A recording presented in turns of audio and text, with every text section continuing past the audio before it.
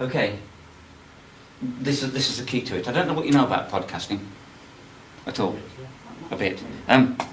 That's me. My wife said I could put the bottom one. I like the X's best. I thought that was rather good. But my only interest in ICT and software and things like that is where teaching and learning meet. I am not a techie. I don't own an anorak. We haven't got an attic. So it's about why you'd want to use it in the first place. And what we've been saying earlier on, it's got to be quick, straightforward and easy, or nobody will bother going there. It's got to deliver what you want it to do, and there have got to be real pedagogical things underpinning it, or why would you make the effort? And the technology, like ours did, the technology has to work for you. And that's the same with teaching and learning. So, what do you know about podcasting then, please? Do you listen to them? Who listens to them? I subscribe to one or two, then turn it off. Which have you subscribed to? Maybe some technology ones. Right. The odd, what about history, that kind of thing, all via iTunes. Yeah, why did you turn them off? You'd had enough? I haven't got the time. Right. So were you trying to listen to them on a tethered machine? Yes. I think that's an issue, isn't it? If you're listening to a podcast on a machine that's actually screwed into a dais like this or into a room, that might not be the best shot unless you're multitasking and doing several other things at the same time. I certainly listen to lots of podcasts on my machines at home, but while I'm doing other things. Well, I've got an MP3 player, so I can't take them elsewhere. Yeah. Who else listens to podcasts? Yeah, I'm the same as David, but I listen to more sort of music ones, where they're just doing an acoustic session or talking about the music. But I have got an MP3 player, but I don't download onto it. Yeah. So, yeah. It's all the words are coming out all straight away, aren't they, about the things, and people might be sitting there going, yes, can I get out of here? The door's over there and I'm sitting on the far side of the room, sorry, but how can I get out?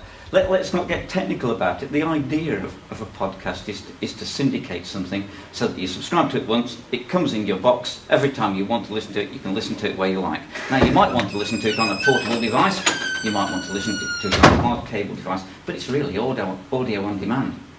That's it, audio on demand. Now, in terms of teaching and learning, it is so powerful. You will have students and work with students, and I work with children in schools who, on the whole, don't learn in conventional situations and don't want to learn in conventional situations. And so the idea of giving them the materials that they can learn from in a variety of different ways is powerful. Now, this might be one of the ways, but it might only be one of the ways that you might want to present your material. I know a teacher who does exactly what this gentleman behind you is doing. It was a science lesson. This is an anecdote from a science lesson. And he was doing a science lesson in chemistry, and he was behind a bench and started doing things, and he looked out at where the children were, well, the students were, and there was one standing there like that. Right? And he said, what are you doing? He said, I'm videoing it. He said, why are you doing that? He says, you go too bloody fast. He said, and what I need to do is I need to be able to watch this afterwards and make some sense about what it is you're trying to say to me. And this you could see this teacher, he went, gosh, yes. And now what he does is he does what this gentleman's doing. For all his lessons now, he sets up a simple video camera at the back of the room, videos it, puts it on the school intranet. That's what podcasting's like. If you start recording the sessions that you do and just making them available, not getting worried or bothered about them, but just doing it so that anyone who wants to listen to all the jokes and all the things that go wrong, but can pick up some of the bits that they miss on the way, or if they weren't there, then podcasting is a powerful tool. Are you okay with that? So is podcasting audio as well as video files? You can do both. So it could be Some podcasts are video podcasts, some are audio podcasts. My own personal view at the moment is the powerful ones are the audio ones, because I think, perhaps I'm just getting old, I think radio was a good thing. We forgot about the power of having something in your ear that you're listening to so you can make the images. Can you see what I mean? It's a different learning mode, isn't it? The images are with you then, and you construct a reality that might be different to the reality that someone else is presenting to you. And certainly in creative terms, it is a very powerful thing. Wrong mouse. So, if you've got a microphone or a computer, you can just do it. It's straightforward. It really is. And it depends on where you fit along that, doesn't it? So at the moment, I think in podcasting in education, we're working up here. I mean, glibly, I'm probably here at the moment. You might, because you bothered to come to this session, you might be here. Most of the people I meet in education are somewhere here umming and ahhing about it. And they'll get there in the end. It is not the case everywhere in the world that it's like that. In America it certainly isn't the case, and in Australia it certainly isn't the case. In educational terms, they're a long way ahead of this. And certainly if you go to places like Finland and Iceland, podcasts are standard. Because often during the winter you can't get to where you want to get, so you've got to have some way of communicating and learning. So the podcasts are really quite powerful. So all these podcasts, I don't know, have you looked at the BBC ones? Let's just have a look at what... The BBC ones are like this. And there's lots and lots of bits about podcasting. The ones they won't podcast the Archers, would you believe? There are copyright issues on it, and it is so made for it, isn't it? Something that comes in every day that could be syndicated, that you subscribe to once, and then it's just there every time you want to listen, and you can listen when you're at the gym, on your iPod, on your desktop, it doesn't matter. And they won't do it. They won't do it. But there are quite a number of podcasts on the BBC that come in a variety of different ways. There's some in primary schools. There's a primary school one. Prince Albert School in Birmingham have been podcasting for a long while now. And this is the key to it. The syndication.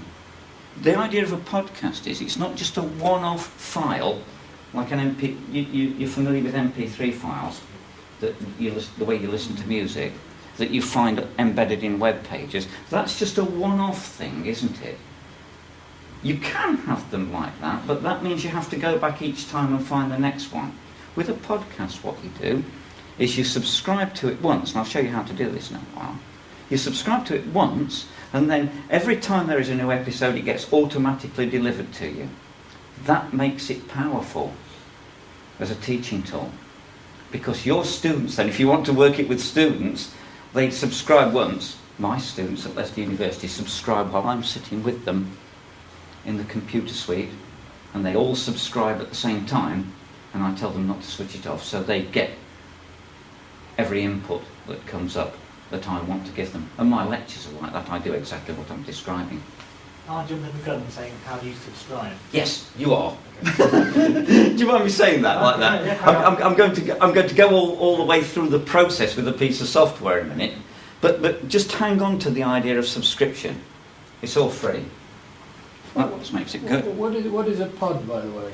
I mean, I know what an iPod is, but what does POD do? Oh well, you see, the whole thing was down to to publicity, wasn't it? The idea that podcasting was going to be done on things like apples, and that was the only way you could do it, was a really good advertising idea for Apple computers. And so the word stuck there, and when we tried to get away from the word and call it something different to podcasting, no one recognised it. So we had to stick to the word that was there. And you heard Gilly Salmon at Leicester University and I arguing like mad about her definition of podcasting against my definition of podcasting. She will accept that single sound files are podcasts. Yeah. I won't. I won't. So my suggestion to her, please back me up.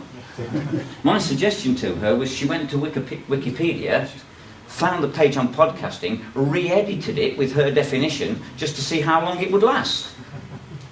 I know how long it will last because I have tried it. My version of it lasted about 5 minutes before someone blew it out, straight. because it's about syndication. It's about this business that when you go into a newsagent, you see a magazine, I'll have a read of that. You pay for it and walk off and read it. I think I'll buy that next month, you do it, and the next month you forget, don't you? Or you don't go into it. When you subscribe to it, you subscribe once, and then every one gets delivered to you automatically. And it's the automation of it that makes it work. But the files are sound files in exactly the same way. So, you can do all these people, actually. Podcast. I've lost my mouse. There it is. Bath University, if I could get in on there, they podcast and they do a lot of their lectures by podcasting. There's a big project at the moment, the Impala project at Leicester University. If you're really interested in the machinations of podcasting and whether people think these are going to be useful in education, pedagogically, for students to work with, this is the project to have a look at. It's on its way. Let me see if we've got the link to it. Yeah. It's worth having a look to see the sort of things that they're doing. This is where I had the argument about the definitions that we were talking about. We've also started a partnership with them, so anything that they do, we can share anything we do. So that'd be really useful. At some point we'll appear on there as well. And Yeah. if people want to be more closely involved, give me a shout, and they're quite happy for us to have access to their servers and so on as authors, just to join in and share. I think they really do need more information at the moment and more help to make it work. They're the only, as far as I can see worldwide in higher education at the moment, they're the only people who are doing any serious research into the pedagogical implications of using sound files with students, which seems crazy to me. I mean, 30 years ago, I'd have been talking about the same thing with reel-to-reel tapes, I think. And we still haven't moved past there. But they're doing some good work on it. Let me just get rid of that.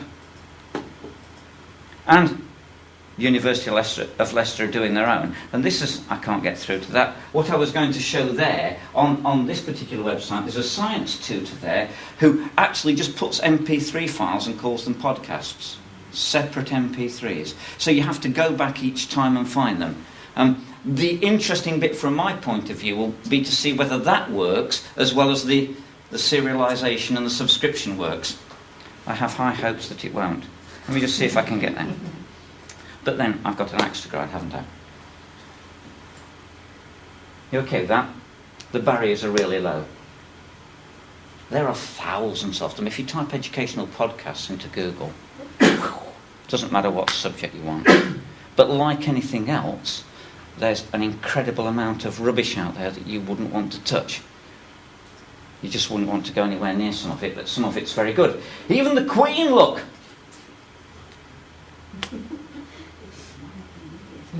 There you are. So you can subscribe to the podcast in iTunes here, or if you wanted to, you could listen to it as a separate MP3 file. Does that make the difference clear?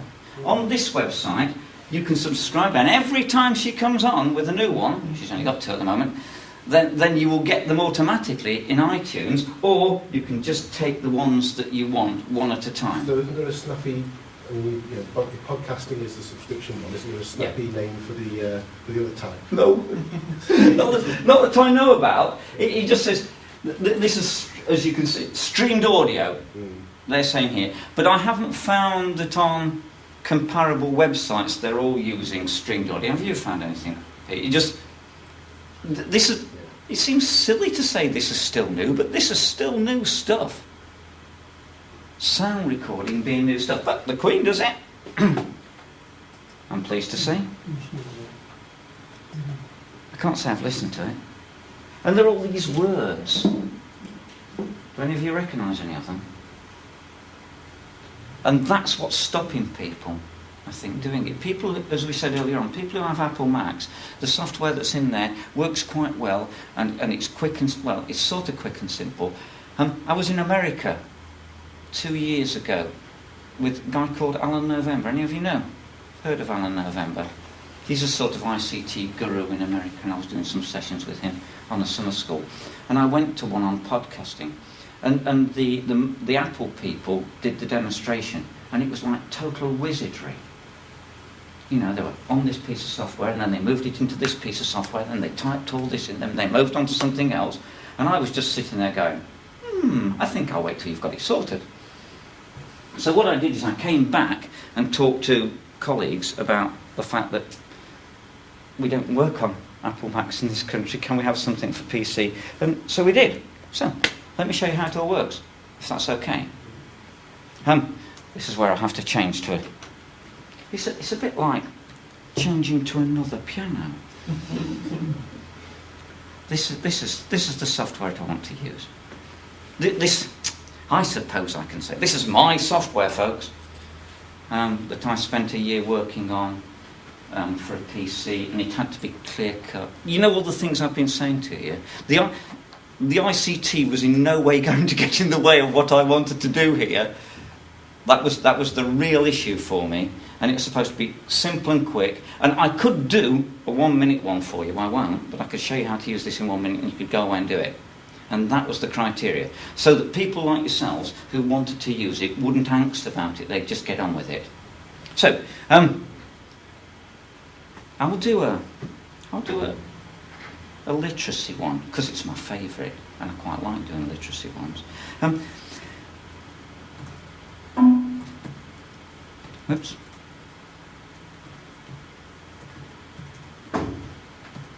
I'll do one on Shakespeare. So, what you've got to do is you've got to call the podcast something. So the whole podcast, the whole thing that you're going to subscribe to is going to be about Shakespeare. And there are going to be episodes in it about different Shakespearean plays. Does that make sense? So the whole thing, once you've subscribed, you'll get every edition. And so we'll work our way through that. This is going to be by... Any one of us could do this, but I'm afraid at this moment, if I ask you to do it, you'll just clam up, so it's going to be me. And the first episode, I'll go for... I spell Macbeth. That doesn't look right, does it? No. Not got a K in it, has it? No. And it's going to be by DD. So I can do that. And I can put a picture in if I want. If I go there, I'm just going to search for some pictures now, if you don't mind. Because I know I was going to do this, this is my Blue Peter version. I prepared it before. Well, you do the same thing. This is what you do with your students where you do it, isn't it? You prepare it beforehand. So there's my Macbeth picture. And so this picture will come up in iTunes later on. The waste paper bit means just if I want to get rid of it, I can. So I've called the podcast something, I've said who it's by, I've labelled the first episode, I've said I'm going to do it. I can fill in these bits, if I want, with more detail, but I don't have to. That's enough to be going on with.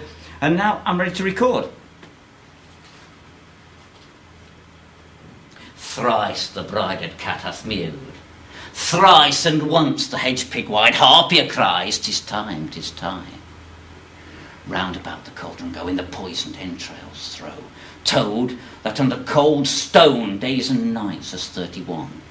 Sweated venom sleeping got. Boil thou first in the charm pot. We could do. But you can see, if you were doing that with, let's say, year 7, year 8 students in a secondary school, or up to GCSE, you were doing it, and you were studying intonation in soliloquies, in Shakespearean plays, this is one you could use. Does that make sense for everybody? And we can listen to it, if we're desperate. Thrice the brided cat hath mewed. Thrice and once the hedge-pig-wide harpier cries, 'tis time, 'tis time. That's enough, I think. Round it. So I can record it and play it, and you can see the recording. I can use this if I want to alter the sound levels and I stuttered in the middle there, did you see that? And I could actually just cut that bit out. Can you see what I mean about the software? It's supposed to be like that, isn't it? Now, what I've done is I've decided to do that. I've made my recording. I can fiddle about with the recording. I can do all sorts of things that I'll show you in a minute. But what I really need to do now is to publish it, because that's the whole idea. So click on there, and this bit is there with the lock on it for if you're working in schools, or if you're a teacher working in schools and you didn't want the children or your students to publish straight out onto the internet, you put it into quarantine till you've listened to it and then you publish it. Does that make sense for everybody? You could take that off, but on the whole, teachers preferred it on. and you can see up at the top here, did you see that go in the corner? Went green, and now I've published it. Now, having published it, and on this machine at the moment, because I didn't know what internet access I've got, I've made my laptop into the server that I've published it to. So what you'd do is you'd publish it to somewhere on a server space somewhere by FTP transfer. And if the techie bit bothers you, then just ignore it, because usually you get somebody to sort that out for you, don't you? I do. I pay my son a lot of money to do that. But once I've done that, I need to tell you where I've put it. Yes? So if I click there, I can promote it. So I can promote it with an email if I want. I can click there, and it will open whatever the email server is. And I don't think I wanted to do that, because I don't think I've set that up on this machine. So in a minute, it's there. And that's an email. And let's say this was a school senior management team producing a weekly newsletter for the parents, or your department producing a weekly newsletter to say what's going on. Well, that's what you do. You'd simply email it to everybody that you've done it. You don't do it once. You only need to promote once, because by the very nature of it, once you've done that, you're going to get every succeeding one, aren't you? I won't bother with that bit, because I want to show you the next bit. Oops. What I can do, though, is I can copy the address that I've put it on, its unique resource, a URL. I can copy that, and then I can find that in iTunes, and this is the business that you were asking me. So if I just minimise that out of the way for a minute and open iTunes, I've never quite worked out why iTunes takes so long to wind itself up. And you can go away and make a cup of tea and come back. And it doesn't seem to matter which machine I try it on, it always does it. And I know it's trying to do it now, but come on, we've asked you. It can't be that hard. And so, I don't know whether you recognise iTunes. You need something to play it in, don't you? And so this is what I'm playing it in. And you can see, these are some of my podcasts. So the iTunes is compatible with PC things. Yes. When it first came out, it used to fall over a lot. Yeah, no, I've had this version working on my PC on XP and on Vista, and it doesn't seem to mind the way I work it at all. But you can see some of the ones that I've got down there. You can see that I've been looking at the RSPB ones, which is really good. Okay, so now if I go to Advanced there and subscribe to that podcast, can you remember I copied it? So Control V, paste it in, click on OK, and there it is. It's coming to iTunes. So that's the methodology. That was straightforward, I think. So if I now go to here, and there's the Macbeth one. Thrice the bride of Catherine. Thrice yes, that's it. We've made a podcast about Shakespeare, that's it. We've done it. End. So how did you report that? First episode. Sorry? How did you report that last? Shall I show you again when I do the next episode? You okay with that? Because the important bit is the next bit, isn't it? That's just one MP3 file in a podcast found in iTunes. Now, all I've done is I've only told you lot where I've put it. I haven't told the rest of the world. If I wanted it to be found in iTunes by anyone in the rest of the world, then I'd have to go through the iTunes procedure to get it verified and things like that. And you can do that. On the whole, people want closed communities, don't they, for their publications. They don't want open communities to begin with. Let me just minimise that, and I'll do the next bit for you. If I go back to Podium now, there's the Macbeth one. So it's the next day, and now another episode. And we'll have...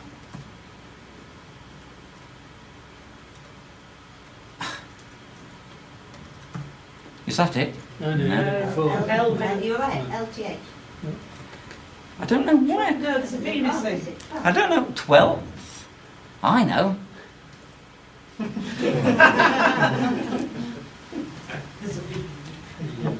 Sorry. I get panic stricken with spellings. Does anybody else, or is it just me?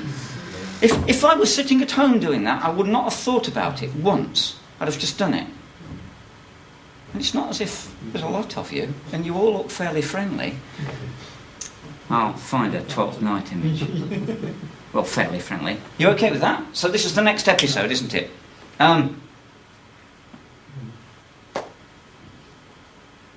If music be the food of love, play on, give me excess of it. That's the fighting the appetite may sicken, so die. That strain again, it had a dying fall. Came on my ears like dew which breathes on banks of violets, stealing and giving odours.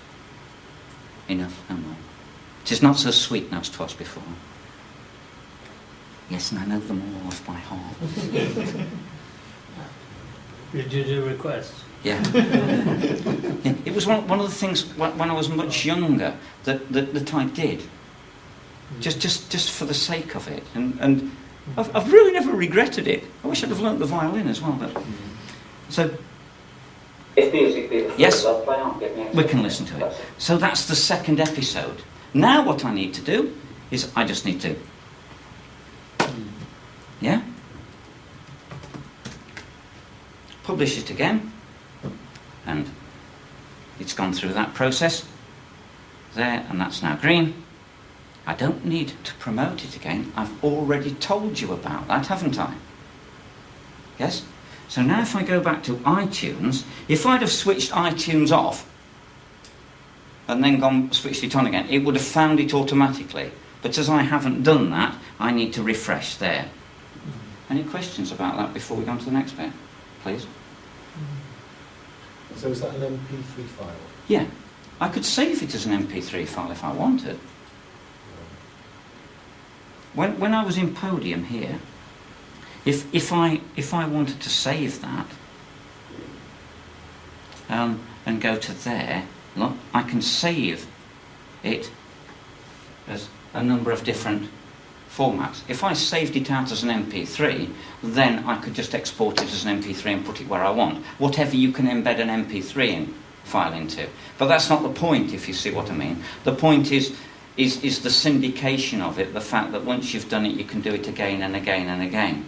Even slightly different to that, he said, just moving over so I can sit down. I'm going to have to bob down behind here, sorry, at this particular moment. You can see there are bits here at the bottom that I haven't dealt with yet.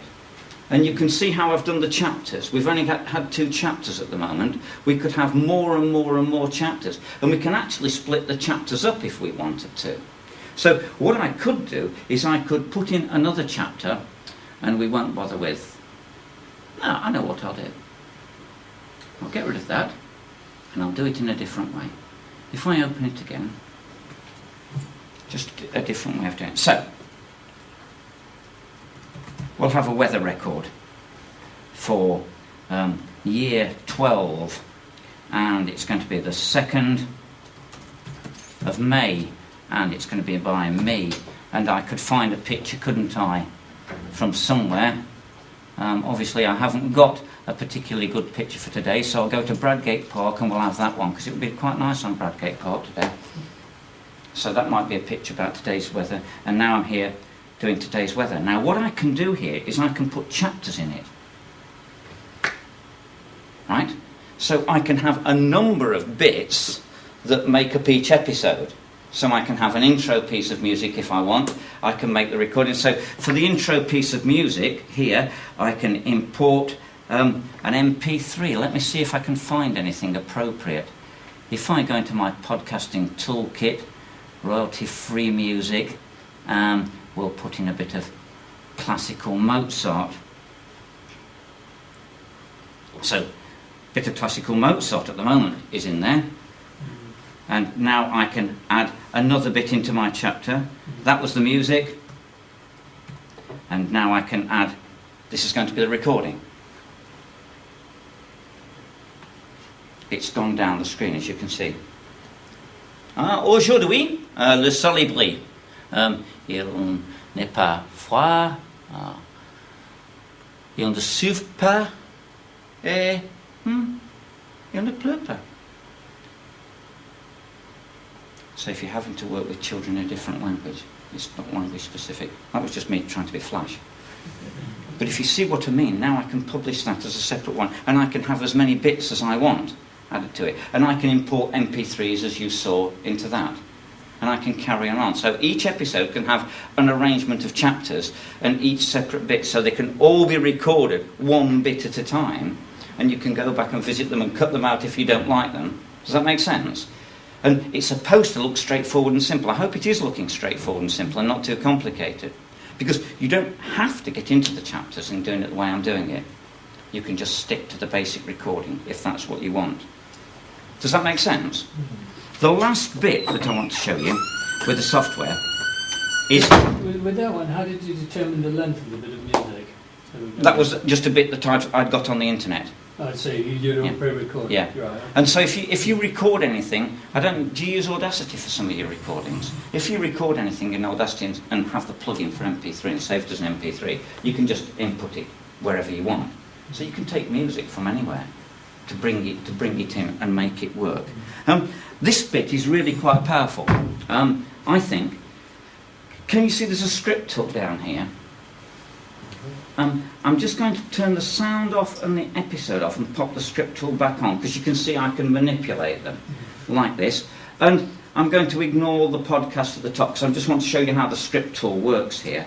And I'm going to just minimise that for the moment and see if I can... I'll have to just push it down there. I'm just looking for some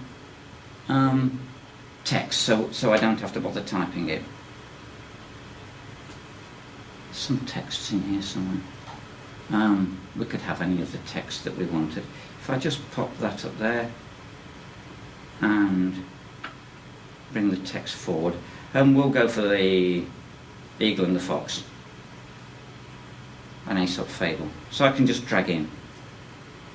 I can also work on it. Now this is the important thing. If we've got a narrator here and we've got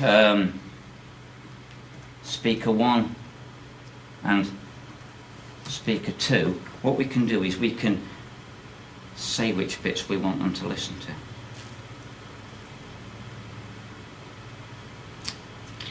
That'll do. Yeah. So we can allocate each bit. And when you print it, teachers in primary schools just love that. They can see a use for that bit as opposed to any of the other bits. You know, they think, that means they can write a play as a narrative, start allocating the bits to people, print it out in different colours and take it away and practice it. When you come to practice the script, if you click here, look, the Eagle and the Fox, and I'm clicking with the mouse now, and I can click my way down and it prompts me. We tried it with auto-cueing in children at some point, and next version maybe the software was too clever by then and we wanted to keep it really quite basic. And if I go now and I just record this, if I put the sound one on, if I just stop that and put the sound bit on and start recording it now. So, the Eagle and the Fox. An eagle and a fox formed a blah blah blah blah, and I could go on. And when I get to that line there, look, it just bounces up, and when I get there I can carry on recording that. And when I stop that, it all comes in colour-coded. So you know who's done which bits. Does this all make sense? Look, the important bit about the whole thing, for me, with it, regardless of the conceptuality, is that here all I need to do is put today and what's the colour again, Doug? Something there. Oh, sorry, we know what's wrong. It's the technology. You just twitch it. So Pete needs to grow a little bit taller. And whatever I put in there, whatever I put there, then click there. And now I can start making my podcast about podcasting, and that's it. And once I've made my podcast about podcasting, I can stop it there, and I can listen to it. Now I can start making my podcast about... And what I can do is I can publish it, and I can tell you where it is. It's as simple as... That was less than 30 seconds to do it. Now, if I gave you this software now, you could go away, I think, and use that. It wouldn't be a problem. And the principle was, pedagogically, that was sound, because what we wanted people to do was to not think that the software was any great shakes. It was just like another piece of paper, another pen. Now you know how to use it. Now it's up to you to think how best you could use it with the people that you're working for and with. My son uses it on his website. He doesn't prepare anything. He just does exactly what I've done. He's got one podcast going, and he just says where he's been that weekend. And he's got hundreds and hundreds of people listening to it now on a regular basis, just because it's not clever, it's not pompous. Can you see what I mean? It's just straightforward. And what I'm trying to do is sell you not the software, but the idea of the software, that podcasting is a simple thing to do. You don't have to worry about the technology. Questions about it, please? Yeah, I want to ask about file size, because this is the issue that I've had a problem with, where, as an example, I recorded our induction speech, sort of talk to our new year ones, and it was kind of like a 2-hour session in total. Recorded all of that, and it was massive. It was something like, I don't know, 10 megabytes or something. So every time I tried to download it, it was crashing the system and all the rest of it. Plus, it wouldn't really have been that accessible then to students, because they would have a similar problem when they were downloading it. Yeah. Well, with you don't. It sits the podcast sits somewhere else, and people host them for other people. I mean, the university server may decide to host it. The broadband consortia around the country that work in schools, I don't know if you know about how connectivity in schools works. There are broadband consortia that take the responsibility for this, and they're hosting it. The files are sometimes big, but don't have to be big. Sound files are like that. And hence when 5 or 6 years ago you had a computer that had a hard drive with sort of 1 gigabyte and you thought it was the world. Now you've got 4 hard drives of 30 odd gigabytes each taking everything. Well, that's the way it's going to go, isn't it? But the file size is not an issue at the moment. We haven't found it so with this software, but it is something to think about. You're quite right. And the time it takes to download them or upload them is another thing. We haven't had any difficulties yet, but it's early days. But is that probably because you do this, it is a podcast and it's kind of separate episodes which are smaller, and within that they're kind of smaller chapters? Could be. Is that the answer? Could be. I think, split it up into small bits. I think people haven't got to the point with this software or with podcasting in England on PCs or in the UK on PCs where they've actually stopped experimenting with it and started using it, if you see what I mean. There are people like yourself who are coming along to meetings like this and finding out about it and going away and trying it. So it just needs pushing. But some of the ones that I actually listen to from America are 90 minutes long, and they don't seem to cause any trouble with my machine or any other machine, as far as I know. My own view about that is just not good. The research and the Impala project part of that is just how long can you cope with listening to someone speaking so you're still making sense of the information. And my view is it's somewhere between 10 and 14 minutes, but that's me being anecdotal about it rather than being specific about it. Certainly the younger it gets, and it gets even less. And if you look at some of the things I've got in iTunes, some of the things that people have done, this one, for instance, I can't get to it. Look, it's just blocked me out. There'll be a nursery rhyme one here. This is me, I think. Humpty Dumpty sat on the wall. Yeah, sorry about that. Had a great fall. This one, which doesn't seem for some reason to be there. Oh, might be there. Can you hear that? It is about a girl that always gets in trouble. So. And it is true stuff. So that's a girl in a school in Leicester, actually, having read a book, making a podcast about the book. So in terms of a book review, now book reviews look differently to them, don't they? And on this site called Little Reviews, that is available in iTunes, they're growing by the day, I understand, because I hadn't got that many when I looked last time. So different ways of using it. Can students use this software to do sequential assignments whereby they podcast to you and then you podcast the feedback to them? on what they're doing. Yeah. You've got experience with that. No, not yet. The pedagogy is going to come from the users, isn't it? And the fact that this could have been my first go, my second go, my third go, or this is what I know today, and I could be asking you questions. I could podcast that, and you could podcast that, but it wouldn't be there. Yours would be in a different place, if you see what I mean. But you could subscribe to both of them. Yeah. The students could use the software easily. Yes. Yeah. Importantly, if you've got students in this building, the students in education here and in any university in the country can have this software free. It doesn't cost them anything. And if you're a lecturer in education, you can have it free. And it can go on all the machines in the education faculty. If you wanted it on the machines in the rest of the university, then it's a different proposition, if you see what I mean. But it's not big money that's being talked about here at all. Thank you. Sorry, go on. No, I was just saying thank you. Sorry. Sorry, can... I say, well, the other side to this then is how do people subscribe to your podcast? Because I've had a few goes at it and failed dismally. In exactly the way I did it.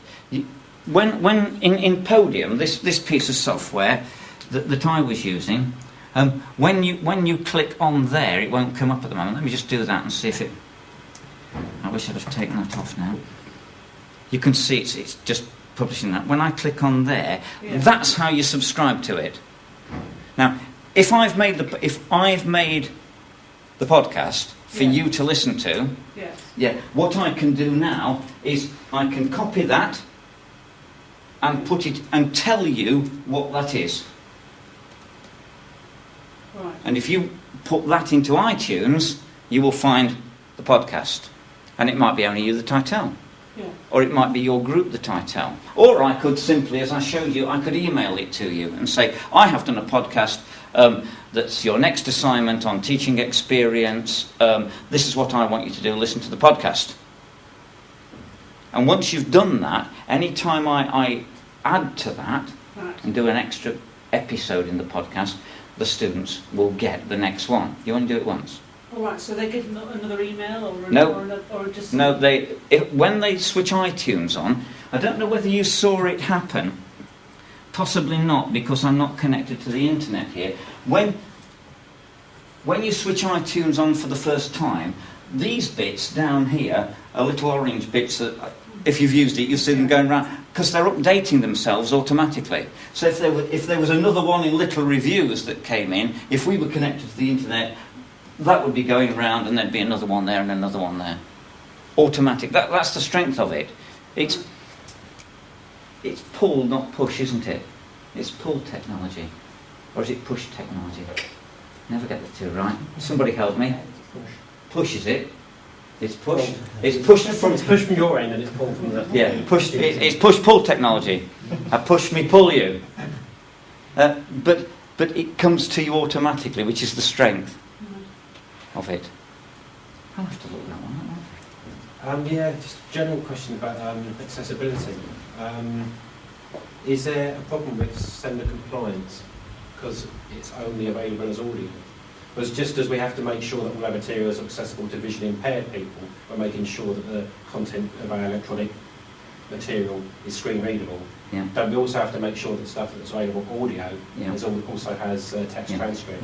Because that can make it more onerous to produce. That's a really interesting point. And I was at a meeting in Loughborough where the Society for the Blind have their headquarters, looking at this software and making decisions about how we were going to make it accessible for people who were blind to actually use the software, because they can hear. And we were talking to some young people there who wanted to be able to podcast and listen to podcasts because that's what their friends were doing, and that made a lot of sense. And if I opened the software, I don't know whether this version would do it, but I can tab across it automatically. And the new version we're working on at the moment has audio warnings when you get to certain bits where you have to do different operations.